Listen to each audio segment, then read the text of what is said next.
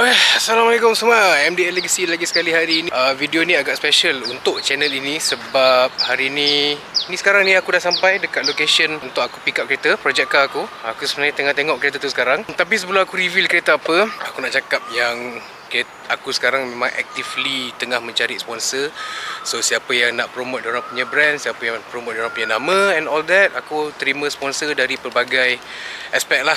Barang ke, maintenance ke, financial ke, apa semua sponsor. And of course kalau sponsor, stiker brand korang akan aku tampal dekat kereta, kat body. And also setiap posting pasal kereta ni aku akan mention nama korang lah. Alright, now semua tu aku dah terangkan.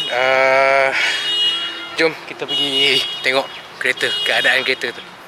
So inilah dia, project car MDL Legacy 2026 Proton Satria Neo. The Great Reveal Proton Satria Neo Auto. So akan tukar ke gearbox manual, tapi settle tukar nama, cara puspakom apa semua dulu. Body okey lagi, TE okey lagi. Cuma tayar depan ni pancit, tak ada hal lah. Itu nanti kita tukar lah, tayar pun dah keras gila. Bumper depan kena tukar. And kereta ni not in running condition, so kita nak kena diagnose. Kita nak bawa kereta ni pergi dekat 18 Garage, bawa dekat aku punya sifu-sifu spark dengan jali.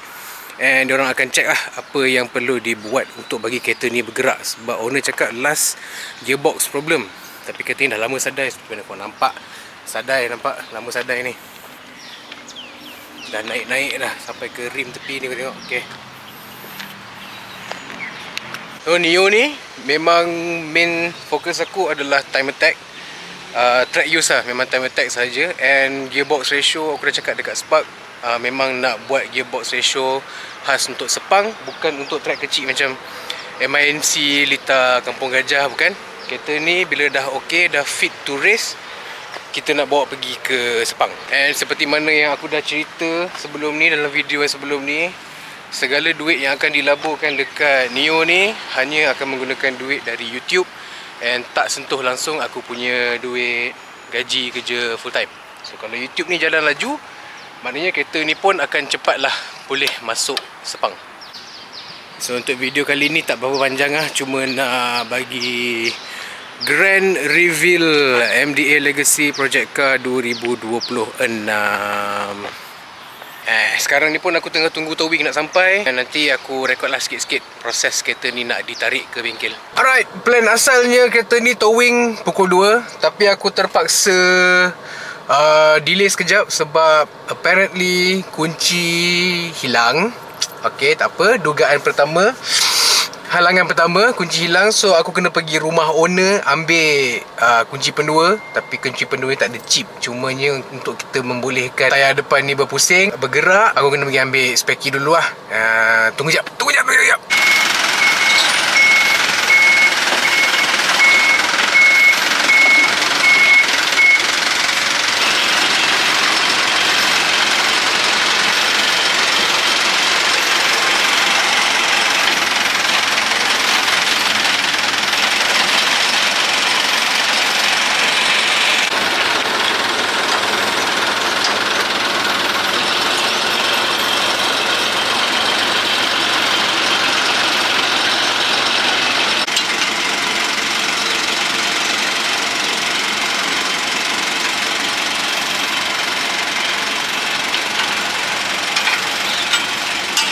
Berangkatlah kita ke 18 Garage.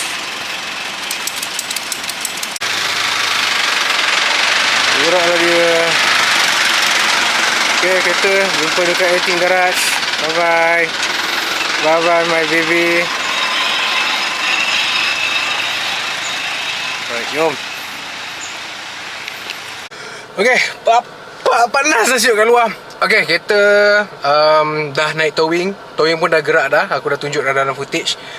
Diorang sekarang tengah bawa pergi 18 Garage lah. So kita akan jumpa Spark dengan Jali dekat 18 Garage Taman Medan. Okay, kita dah sampai ke 18 Garage. Kereta pun dah sampai. Tu ada parking dekat depan tu. Nanti kita nak bawa masuk ke dalam. Okay, sampai dah 18 Garage. So video kali ni tak panjang lah, sampai situ saja reveal kereta track MDA Legacy untuk 2026. The journey begins. Akan menjadi satu journey yang sangat-sangat slow, and of course ada banyak challenges, tapi kita cuba mana yang boleh.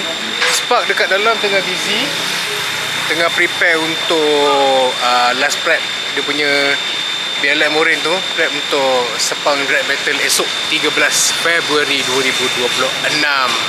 Aku harap korang enjoy video hari ini, the grand reveal, and aku akan jumpa korang dalam video yang seterusnya. Assalamualaikum.